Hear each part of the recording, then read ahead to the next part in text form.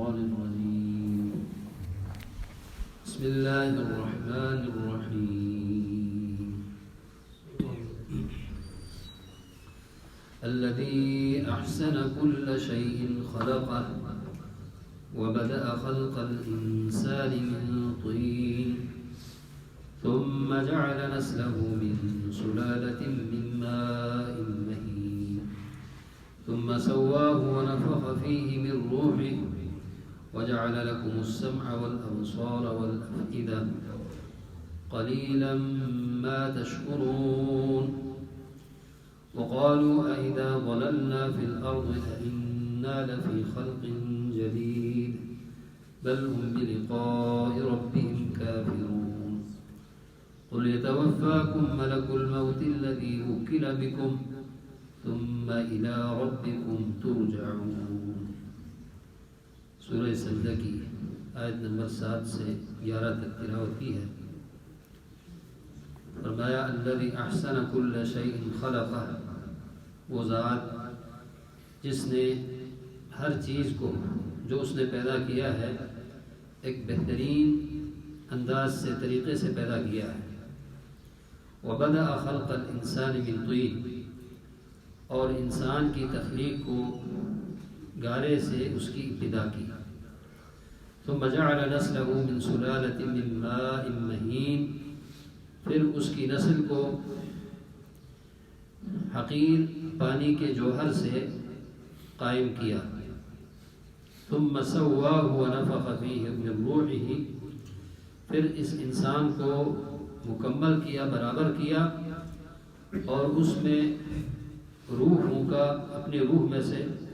وجعل لكم السمع والابصار والافئدہ، اور تمہارے لیے اے انسان، تمہارے لیے اس نے کان، آنکھ اور دل بنائے. قلیلا ما تشکرون، تم میں سے تھوڑے سے ہی ہیں جو شکر بجا لانے والے ہیں. وقالوا اذا ضللنا في الارض، اور انہوں نے یہ کہا کہ ہم جب مٹی میں گل مل جائیں، اِنَّا لَفِي خَلْقٍ جَدِيدٍ، کیا ہمیں دوبارہ پیدا کیا جائے گا. بل هم بلقاء ربهم کافرون، بلکہ یہ لوگ اپنے پروردگار سے ملاقات کے وہ منکر ہیں. قل یتوفاکم ملک الموت الذی وکل بکم، آپ کہہ دیجئے کہ تمہیں وہ فرشتہ جو ملک الموت ہے تمہارے اوپر موکل ہے وہی تمہیں فوت کرے گا. ثم الی ربکم ترجعون، پھر تم اپنے پروردگار کی طرف لوٹائے جاؤ گے. یہاں پہ اللہ تبارک و تعالیٰ نے بنی نوع انسان کو اور اسی طرح دیگر جو مخلوقات ہیں ان کی تخلیق کی طرف انسان کی توجہ مبذول کرا رہے ہیں.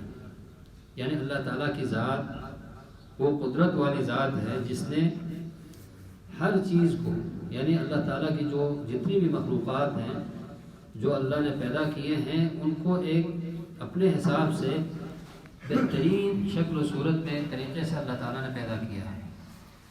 اور انسان کی تخلیق کی جو ابتدا ہوئی ہے وہ مٹی سے، یعنی گارے سے اللہ تعالیٰ نے انسان کو، حضرت آدم علیہ السلام کو پیدا کیا.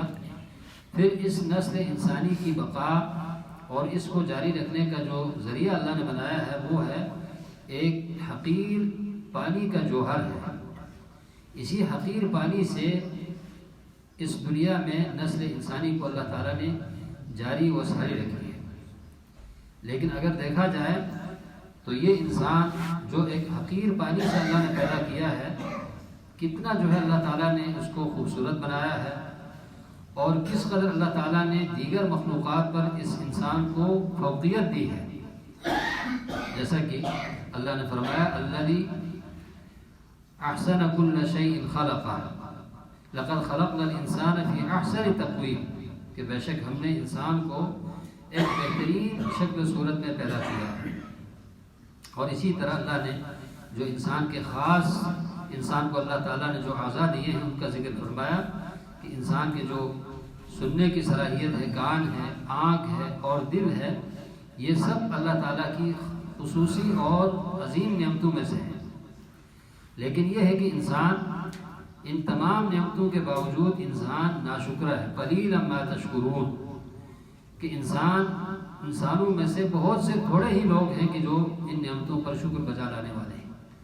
اب ان نعمتوں پر انسان کو شکر گزار رہنا چاہیے. شکر گزاری کا طریقہ کیا ہے کہ جس ذات نے انسان کے لیے یہ نعمتیں دی ہے، انسان کو خوبصورت شکل میں پیدا کیا ہے، تو اس کو چاہیے کہ وہ صرف اسی کو اپنا خالق اور معبود سمجھیں، صرف اسی کی ہی عبادت بجا لائیں. یہی ان نعمتوں کے شکر بجا لانے کا طریقہ ہے. اور یہ جو نعمتیں اللہ نے دی ہے ان کو غلط استعمال میں نہ لائیں. مثلا آنکھ کی نعمت ہے تو آپ اس آنکھ کو غلط استعمال سے بچا کر رکھیں. جہاں پہ دیکھنا حرام ہے اس سے اس آنکھ کو بچائیں. اسی طرح کان ہے، دیگر اعضاء ہیں، ان کو حرام چیزوں سے بچا کر رکھیں گے تو یہ ان نعمتوں کے شکر بجا لانے کا ایک بہترین طریقہ ہے.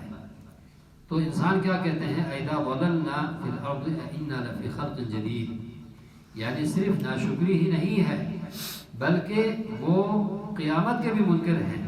وہ کہتے ہیں کہ جب ہم مٹی میں رل مل جائیں پھر اس کے بعد ہمیں دوبارہ اٹھایا جائے گا، یعنی یہ نہیں ہو سکتا. تو اللہ نے فرمایا بل ہم بلقاء ربہم کافرون، ایسے لوگ جو ہیں اللہ تعالیٰ کے ساتھ ملاقات کرنے کے منکر ہیں. تو ضرور تمہارے اوپر موت آئے گی. وہ ملک الموت جسے موکل کیا ہوا ہے، یعنی انسان کی روح قبض کرنے پر، تو وہ جو ہے انسان سے اس کی روح قبض کرے گا اور اللہ تعالیٰ کے سامنے سب نے لوٹ کر جانا ہے اور وہاں پہ حساب کتاب ہوگا. تو انسان کو چاہیے کہ اپنی تخلیق پر غور کریں اور اللہ تعالیٰ نے جو اسے شکل و صورت دی ہے اور جو اعضاء دیے ہیں صحیح سالم، ان پر ہر وقت اللہ تعالیٰ کا شکر گزار رہنا چاہیے. اور ان نعمتوں کی قدر ان سے پوچھیں کہ جو اس نعمت سے محروم ہیں. اگر کوئی آنکھ کی نعمت سے محروم ہے، بصارت کی نعمت سے محروم ہے، تو ان کو اس نعمت کی قدر ہوگی. اس لیے ہر وقت اللہ تعالیٰ کا شکر بجا لانا چاہیے. اور شکر بجا لانے کا طریقہ یہی ہے کہ انسان صرف اللہ تعالیٰ کی عبادت کرے اور ان اعضاء کو اللہ تعالیٰ کے حرام کردہ چیزوں سے بچا کر محفوظ رکھیں. اللہ تعالیٰ عمل کرنے کی توفیق.